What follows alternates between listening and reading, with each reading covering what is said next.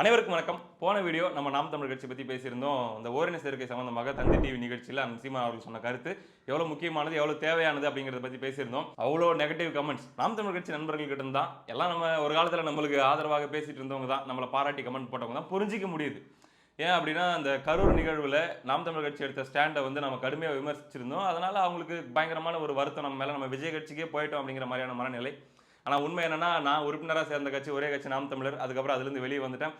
அதுக்கப்புறம் எந்த கட்சியிலுமே போய் உறுப்பினராக சேர போறதில்ல, எந்த கட்சியுமே வெறும் ஆதரவு அப்படின்ற நிலைப்பாட்டோட அணுக போறது இல்லை அப்படிங்கிற ஒரு பாடத்தையும் கத்துக்கிட்டேன். ஏன்னா அது வந்து ஒரு விதமான அந்த ஈகோ சிஸ்டம்குள்ள போய் நம்மளை லாக் பண்ணிடும், சுதந்திரமா பேச முடியாது அப்படிங்கிறதுக்காக. ரைட், இப்போ இந்த ஒரு வீடியோவில் நம்ம பேச போற சில கருத்துக்கள் தேவையான முக்கியமான செய்திகள் அப்படின்னு நான் நினைக்கிறேன். இதுக்கும் நிறைய நெகட்டிவ் கமெண்ட்ஸ் வரலாம், அதையும் நான் எடுத்துப்பேன். ஏன்னா நம்ம நாம் தமிழர் கட்சி நண்பர்களை பொறுத்த வரைக்கும் அவங்க கம்ப்ளீட்டா ஒருத்தன் வன்மத்தை கக்கி தனிமனித தாக்குதல் பண்ணிட்டே இருக்கான்னா அவனை கூட ஒரு கட்டத்துல வந்து அப்படியே விட்டுருவாங்க, சரி போயிட்டு போறான் அப்படின்ட்டு. இன்னொரு பக்கம் இன்னொருத்தவங்க வந்து முழுக்க முழுக்க அவங்களுக்கு சாதகமா அவங்களுக்கு பிடிச்ச மாதிரியான செய்திகளை பேசி அவங்களுக்கு வந்து இன்பத்தேன் வந்து பாயுது காதுக்குள்ளே அப்படிங்கிற மாதிரியான செய்திகளை மட்டுமே சொல்லிட்டு பாராட்டிட்டு இப்படி நடக்குது அப்படி நடக்குது, அங்க போயிட்டு இருக்குது இங்க போயிட்டு இருக்குது எங்கேயோ போயிட்டு இருக்குது அப்படிங்கிற மாதிரி மட்டுமே பேசுறவங்களை பார்த்தா அவங்களுக்கு ரொம்ப பிடிக்கும். ஏன்னா அது கேட்க நல்லா இருக்கு அப்படிங்கிறதுக்காக 17% வரும், 25% வரும், 18 எம்எல்ஏ வரும், 40 எம்எல்ஏ வரும் அப்படின்ற மாதிரிலாம் பேசக்கூடியவங்க. நான் என்ன சொல்றேன்னா, இந்த ரெண்டுமே தேவையில்ல. ஒருத்தன் வந்து வன்மத்தில் 2% வருது 3% வருதும்பான், இன்னொருத்தன் வந்து பார்த்தீங்கன்னா 18% வருது 20% வருதுன்னு சொல்லி சும்மாவே ஆசையை தூண்டுவான். நம்ம எந்த அளவுக்கு யதார்த்தத்தை பார்க்குறோமோ அந்த அளவுக்கு நம்மகிட்ட ஏதாச்சும் தவறுகள் இருந்தால் கூட அதை நம்ம சரி பண்ணிக்கலாம், எங்கெங்கெல்லாம் கொஞ்சம் டவுனாக இருக்குதோ அதை இம்ப்ரூவைஸ் பண்ணிக்கலாம் அப்படின்றதுக்கான ஒரு ஐடியா கிடைக்கும். அதுக்காக தான் இந்த வீடியோ. என்னன்னா, ஒரு சில இந்த கருத்து கணிப்பு எடுக்கக்கூடிய நிறுவனங்கள் கிட்ட அடாப்பா கருத்து கணிப்பு அப்படின்னு சொல்லி உடனே யாரும் டென்ஷன் ஆக வேண்டாம். கருத்து கணிப்பு அப்படிங்கிறது அப்படியே ஆக்சுவல் ரிசல்ட் கிடையாது, ஒரு ஐடியா நமக்கு கிடைக்கிறதுக்காக நம்ம பயன்படுத்திக்கிற ஒரு டூல், அவ்வளவுதான். அந்த அடிப்படையில் ஒரு பலாயிரக்கணக்கான பேர்கள் கிட்ட ஒரு 117 தொகுதிகளில் எடுக்கப்பட்ட ஒரு கருத்து கணிப்பு. அது அவங்க எடுக்க போறதுக்கு முன்னாடியே நான் சொல்லியிருந்தேன், என்னன்னா நீங்க எத்தனையோ கேள்விகள் கேட்க போறீங்க, அதுல ஒரு கேள்வி கூடுதலாக எனக்காக ஆட் பண்ணுங்க. அது என்னன்னா, இந்த வாட்டி யாராச்சும் தாவேக்கா அப்படின்னு சொன்னாங்க அப்படின்னா தாவேக்கான்னு சொல்றவங்க கிட்ட போன தடவை நீங்க யாருக்கு ஓட்டு போட்டீங்க அப்படின்ற ஒரு கேள்வியை கேளுங்க, அப்ப இன்னும் கொஞ்சம் கிளாரிட்டி நமக்கு கிடைக்கும் அப்படின்ற மாதிரி நான் சொல்லியிருந்தேன். அந்த ரிசல்ட்ஸை வந்து ஒரு 117 தொகுதிகளுக்கு என்னால் பார்க்க முடிஞ்சது. சமீபத்தில் பர்சனலாக ஷேர் பண்ணியிருந்தாங்க. அவங்க சொன்ன எல்லா தகவலையும் என்னால் சொல்ல முடியாது, ஏன்னா அவங்க எக்ஸ்க்ளூசிவாக ஷேர் பண்ண போகிறாங்க ஒவ்வொரு கட்சிகள் மற்ற கட்சிகள் பற்றிலாம் கூட. அதில் நாம் தமிழர் பற்றி நான் பார்த்த அந்த செய்தியை இந்த இடத்துல வந்து நம்பர்ஸ் சொல்லாமல் ஒரு ஒரு சின்ன ஒரு அலர்ட்டாக நான் இந்த இடத்துல சொல்லணும் அப்படின்னு ஆசைப்படுறேன். இது மூலமாக எதுக்கு அப்படின்னா, இப்போ ஒர்க் பண்ணிட்டு இருக்கிறவங்க, களத்தில் ஒர்க் பண்ணிட்டு இருக்கிறவங்க இன்னும் கூட கொஞ்சம் அவங்களுடைய வேலைகளை அவங்களுடைய திட்டங்களை ஸ்ட்ராட்டஜியை இன்னும் கொஞ்சம் டெவலப் பண்ணிக்கிறது அது பயன்படலாம் அப்படின்ற நோக்கத்தில் தான் சொல்கிறேன். 117 தொகுதிகளில் எடுக்கப்பட்ட அந்த சர்வேல பார்த்தீங்கன்னா, தாவேக்காவுக்கு இந்த தடவை ஓட்டு போடுறதாக சொல்லக்கூடிய வாக்காளர்கள் போன தடவை யாருக்கு ஓட்டு போட்டாங்க அப்படின்ற கேள்வி வரும்போது நிறைய கட்சிகள் பேர் வருது. அதில் நாம் தமிழர் கட்சிக்கு எத்தனை பேர் அப்படி சொன்னாங்க, அதாவது போன தடவை நாம் தமிழர் கட்சிக்கு ஓட்டு போட்டவங்க எத்தனை பேர் இந்த தடவை தாவேக்காவுக்கு போறதாக சொல்றாங்க, 10ல் எத்தனை அல்லது 100க்கு எத்தனை அப்படின்னு பார்க்கும்போது ஆவரேஜா ஒரு நாம் தமிழர் கட்சி போன தடவை 8% ஓட்டு வாங்கிருந்துச்சு அப்படின்னா அதுல ஒரு 2% வரைக்கும், அதாவது 2லேருந்து 2.5% வரைக்கும் இந்த தடவை தாவேக்காவுக்கு ஷிஃப்ட் ஆகிற மாதிரி அந்த ஒரு இதில் நம்மளால பார்க்க முடிஞ்சு. அது ஒவ்வொரு மாவட்ட ரீதியா ஒவ்வொரு தொகுதி ரீதியா என்னென்ன அப்படிங்கிறத அவங்க வெளியிடும் போது நம்ம பார்த்துக்கலாம். ஓவராலாக நான் சொல்றேன், அப்ராக்சிமேட்டாக சொல்றேன். அப்படின் போது பார்த்தீங்கன்னா இது ஷாக்கிங்காக தான் இருந்துச்சு. ஷாக்கிங்காக இருக்கும்போது இன்னொரு விஷயமும் பார்க்க வேண்டியதாக இருந்துச்சு. இவங்க முழுக்க முழுக்க தலைவரை ஏற்று தமிழ் தேசியத்தை ஏற்று தமிழ் தேசிய கொள்கைகள் தற்சார்பு பொருளாதாரம் அண்ணன் சீமான் அவர்கள் சொல்லக்கூடிய தொடர்ச்சியான கருத்துக்கள் இத்தனை ஆண்டுகளாக கேட்டவங்களால எப்படி இத்தனை பேர் அப்படி போக முடியும்? 10ல் 2 பேர், அதாவது ஒரு 8% ஓட்டில் ஒரு 2% ஓட்டு எப்படி அந்த மாதிரி போக முடியும் அப்படின்னு யோசிச்சோம்னா, உண்மை என்னன்னா மீதி இருக்கிற அந்த 6% இருக்கு இல்லையா, 6.5% அவங்க தான் முழுக்க முழுக்க தலைவரை உள்வாங்கினவங்களாக இருப்பாங்க. முழுக்க முழுக்க தமிழ் தேசிய கொள்கைகள் மாவீரர்களுடைய தியாகம் இது எல்லாத்தையும் உள்வாங்கி மாற்றவே முடியாத, என்ன பண்ணாலும் மாற்ற முடியாத வாக்காளர்களாக அவங்க இருப்பாங்க. மீதி அந்த 2%ன்றது நான் ஏற்கனவே ஒரு தடவை ஒரு வீடியோவில் சொன்ன மாதிரி அந்த கடைசி நேரத்தில் அது ஒருத்தர் சொல்லி ஓட்டு போட சொல்றது, ஃப்ரெண்டு சொன்னானே அப்படின்றதுக்காக ஓட்டு போடுறது, சரி ஓகே இவங்கெல்லாம் பிடிக்கல சரி போடுவோம் அப்படின்னு போடுறது, அப்படின்ற ஒரு செக்டார் இருக்கும் இல்லையா, இளைஞர்கள் அப்படின்ட்டுலாம் இருக்கும் இல்லையா, பெருசா தமிழ் தேசிய கருத்துக்கள்லாம் கேட்டிருக்க மாட்டாங்க, ஒரு சேஞ்ச் அப்படின்ட்டுலாம் போட்டிருப்பாங்க. இந்த ஓட்டுகள் தான் வந்து இப்போ டேமேஜ்குள்ள ஆகுது அப்படிங்கிறத நம்மளால பார்க்க முடியுது. அப்போ இது இழந்தது தானா அப்படின்னா இல்லை. அவங்களுடைய நாம் தமிழர் கட்சி வந்து அடுத்த 6 மாத காலங்களில் அவங்க பயங்கரமான ஸ்ட்ராட்டஜி எல்லாம் பண்ணி அவங்க தொகுதி வாரியாக சம ஒர்க்லாம் பண்ணி அவங்களால அதை மீட்டெடுக்க முடியலாம். அது வந்து அவங்களுடைய செயல்பாடு அடிப்படையில் தான் இருக்குது. ஆனால் வந்து இப்படி ஒரு விஷயம் இருக்குது, அதை நீங்கள் தெரிஞ்சுக்கங்க, அதையும் கவனத்தில் வச்சுக்கோங்க அப்படின்றதுக்காக தான் நான் நல்ல எண்ணத்தில் தான் நான் சொல்கிறேன். வேறு எந்த நரேட்டிவ் அது இது அந்த மாதிரி விஷயங்கள் வந்து நாம் தமிழர் கட்சி விஷயத்தில் பண்ண வேண்டியதில்லை. ரெண்டாவது, நெகட்டிவிட்டி அப்படிங்கிறது யங்ஸ்டர்ஸ் மத்தியில் கிரியேட் ஆயிருக்கா அப்படின்னா கிரியேட் ஆயிருக்கு அப்படிங்கிறது நம்மளால் பார்க்க முடியுது. குறிப்பாக இந்த கரூர் விவகாரத்துக்கு பிறகு கரூர் விவகாரத்தில் நாம் தமிழர் கட்சி எடுத்த அந்த ஸ்டாண்டு அப்படிங்கிற விஷயத்தில் அப்போ அதை தான் நான் வந்து கடுமையாக அந்த டைமில் விமர்சிச்சுட்டு கூட இருந்தேன். ரொம்ப கடுமையாக விமர்சிச்சுட்டு இருந்தேன். அரசாங்கம் செய்கிற தவறுகளையும் பேசுங்க, முழுக்க முழுக்க ஒரு ஸ்டாண்ட் எடுக்காதீங்க, அது உங்களுக்கு நெகட்டிவிட்டி கிரியேட் பண்ணும், ஹேட்டை கிரியேட் பண்ணும் அப்படின்ட்டு அதனுடைய தாக்கத்தை நம்மளால் பார்க்க முடியுது. 2 காரணங்க. ஒன்று, இந்த கரூர் விஷயத்தில் எடுத்த அந்த கம்ப்ளீட் ஒரு சைடை மட்டும் எதிர்க்கிற ஒரு ஸ்டாண்டு.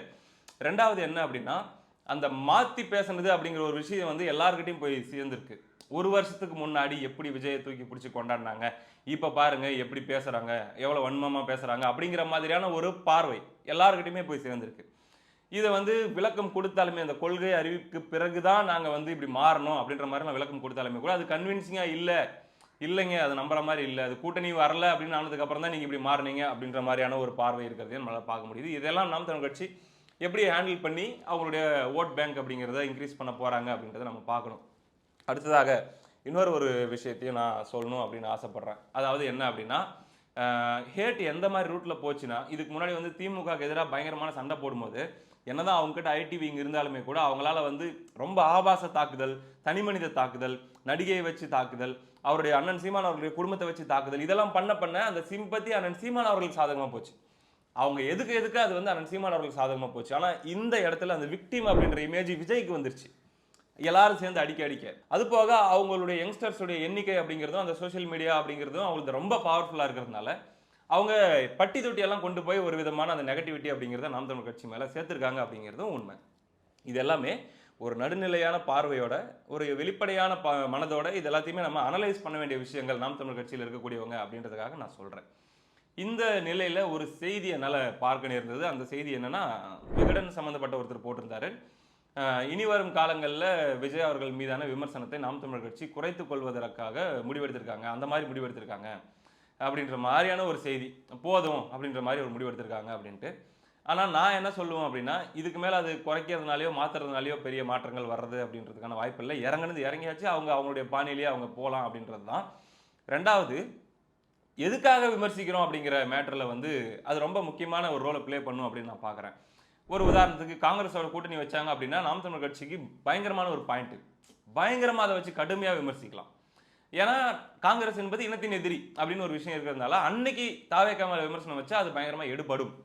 என்டிஏ கூட கூட்டணி போயிட்டாங்க, பாஜக அதிமுக கூட கூட்டணி போயிட்டாங்க அப்படின்னா அதை வச்சும் கடுமையாக விமர்சிக்கலாம். பாருங்க மாற்றம்னு சொல்லிட்டு வராங்க, ஒரு 6 மாதம் கூட தாக்கு பிடிக்க முடியல, போயிட்டாங்க. ஆனால் நாங்கள் பாருங்க 16 வருஷமா எப்படி நிற்கிறோம், அது ஒர்க் அவுட் ஆகும். ஸோ ஒர்க் அவுட் ஆகக்கூடிய விஷயங்கள்ல, மக்கள் கன்வின்ஸ் ஆகக்கூடிய விஷயங்கள்ல அந்த விமர்சன போக்கை எடுத்து வச்சா நல்லா இருக்கும். மாறாக கேலி கிண்டல், அந்த இளைஞர்களை ட்ரோல் அப்படிங்கிற ரூட்ல போனா அது வந்து இப்படி பேக் ஃபயர் ஆகும் அப்படிங்கிறது தான் இந்த 6 மாசத்தில் நடந்த விஷயங்கள் மூலமா வந்திருக்கிற அந்த சர்வேக்கள் மூலமா நம்மளால பார்க்க முடியுதுங்க. இது ஒண்ணு. அடுத்ததாக இன்னொரு விஷயத்தையும் நான் பார்த்தேன். இந்த தடவை இப்போ ஓட் பர்சன்டேஜ் அப்படிங்கிற விஷயம், போன தடவை நாங்கள் 8% வாங்கணும், இந்த தடவை அதுக்கு மேலே போகணும் அல்லது 2 மடங்கு போகணும் அப்படிங்கிறத சுற்றி மட்டுமே டார்கெட்டை வைக்காம தொகுதிகளை டார்கெட் வைக்கிறது ரொம்ப முக்கியம் அப்படின்னு நான் நினைக்கிறேன். அதாவது ஒரு குறைஞ்சது ஒரு 2 தொகுதியோ 3 தொகுதியோ தேர்ந்தெடுத்து ஃபுல் ஃப்ளெஜ்டாக அதில் வேலை செஞ்சு பெரிய டீம் அதில் இறக்கி அதில் பயங்கரமாக வேலை செஞ்சு ஒர்க் பண்ணால் மீதி இருக்கிற தொகுதிகள்லையும் அந்த வைப் அப்படிங்கிறது அதை பயங்கரமாக சோஷியல் மீடியாவில் ட்ரெண்ட் பண்ணிகிட்டே இருந்தா, அந்த 2-3 தொகுதிகளில் பண்ணிட்டு இருக்கிறத வந்து ஒரு நாளும் ஒரு அதிரடி அப்படின்ற மாதிரி பண்ணிட்டு இருந்தால் அது பெரிய ஒரு வைபாக கிரியேட் பண்ண முடியும். அது போக இந்த தடவை சட்டமன்ற உறுப்பினர்கள் நாம் தமிழர் கட்சியிலிருந்து வர வேண்டியது ரொம்ப அவசியம் அவர்களுடைய கட்சிக்கு அப்படின்னு நான் பார்க்குறேன். ஏன்னா ஓட் பர்சன்டேஜ் அப்படிங்கிறது வந்தாலுமே கூட ஒரு சோர்வு, ஒரு 8% தக்க வச்சுட்டாங்க, இல்லை 9%, 10% வாங்கிட்டாங்கன்னா கூட அது மறுபடியும் ஒரு சோர்வு நிலையை நோக்கி தள்ளுறதுக்கான வாய்ப்புகள் இருக்குது. அதே ஒரு சட்டமன்ற உறுப்பினர் வந்தால் கூட அங்கே போய் நின்று சட்டமன்றத்தில் அந்த 5 வருஷமும் பேசுகிற பேச்சுகள்லேயே அந்த கட்சியை உயிர் போட வச்சுக்கலாம். அதனால் இதை ஒரு விஷயத்தை டார்கெட் பண்ணி எக்ஸ்ட்ரா ஃபோக்கஸ் ஏதாச்சும் நல்ல வாய்ப்புள்ள ஒரு தொகுதி 2 தொகுதி கொடுத்து அதில் வேலை செஞ்சால் நல்லாயிருக்கும் அப்படிங்கிறதும் என்னுடைய கருத்தாக இந்த இடத்துல தெரிவிச்சுக்கிறேன். கூடுதலாக இன்னொரு விஷயத்தை நான் பார்க்க நேர்ந்ததுங்க. ஒரு பயணம், ஒரு வேலையாக சில மாவட்டங்களுக்கு போக வேண்டியது இருந்துச்சு. அங்கே இருக்கக்கூடிய சில நாம் தமிழர் கட்சி பொறுப்பாளர்கள்கிட்ட தொகுதி பொறுப்பாளர்கள்கிட்ட அவங்ககிட்டலாம் பேச வேண்டியது இருந்துச்சு. இங்கே ஆன்லைனில் இருக்கிற மாதிரியான ஹேட் வந்து நேரில் சந்திக்கும் போது இல்லை. எல்லாமே நம்மக்கிட்ட நல்லா தான் பேசுகிறாங்க, பழகுறாங்க. அந்த அடிப்படையில் பார்த்தீங்கன்னா அவங்களுடைய சில பிரச்சனைகள்லாம் நம்மக்கிட்ட ஷேர் பண்ணாங்க. அதில் சில தொகுதிகள்லாம் நிறையங்க அடிப்படை தேவைகளுக்கான வசதி கூட இல்லாமல் ரொம்ப கஷ்டப்படுறத நம்மளால் பார்க்க முடிஞ்சுச்சு. ஒரு ஒரு வாகனம், அவங்க வேட்பாளர் இருக்காங்கன்னா அந்த வேட்பாளருக்குரிய வாகனம் அல்லது வந்து ஒரு சின்ன சின்ன வசதிகள் இதெல்லாம் பண்ணுறதுக்கு கூட பயங்கரமாக பண நெருக்கடி இருக்கிறத நம்மளால் பார்க்க முடிஞ்சுச்சு. அவங்க திமுகலாம் பார்த்தீங்கன்னா அசால்ட்டாக கோடிகளை இறக்கிட்டு இருக்கிறாங்க. இப்போ ஏன் தாவேக்கா எடுத்துக்கிட்டிங்கன்னா தாவேக்கா கூட குறைஞ்சது ஒரு தொகுதிக்கு வந்து அவங்க ஒரு 1 கோடி 2 கோடி அப்படிங்கிறது செலவு பண்ணுறதுக்கான வாய்ப்பு இருக்குது. ஆனால் நாம் தமிழர் கட்சி அப்படிங்கிறது லட்சங்களில் இன்னும் அடிப்படை ஒரு செகண்ட் ஹேண்டில் ஒரு சாதாரண ஒரு 1.5 லட்ச ரூபா 2 லட்ச ரூபாயில் ஒரு காரு, அந்த காரை வச்சு பயணிக்கிறதுக்கு கூட சில வாய்ப்பு இல்லாத மாதிரியான சூழ்நிலைகள்லாம் சில தொகுதிகளை நம்மளால் பார்க்க முடிஞ்சு. வேட்பாளர் கூட்டிகிட்டு எதனா போகிறது வர்றது, அவங்களை பிக்கப் பண்ணுறது ட்ராப் பண்ணுறது, இந்த மாதிரியான பிரச்சனைகள் கூட, இந்த மாதிரியான விஷயங்கள் கூட ஹேண்டில் பண்ண முடியாமல் கஷ்டப்படுறதை பார்க்க முடிஞ்சு. இதுக்கு என்ன பண்ண போகிறாங்க, இதுக்கு என்ன மாதிரியான ஏற்பாடுகள் பண்ணி பிளான் பண்ண போகிறாங்க அப்படிங்கிறதையும் பார்க்க வேண்டியது ரொம்ப தேவையாக இருக்குதுங்க.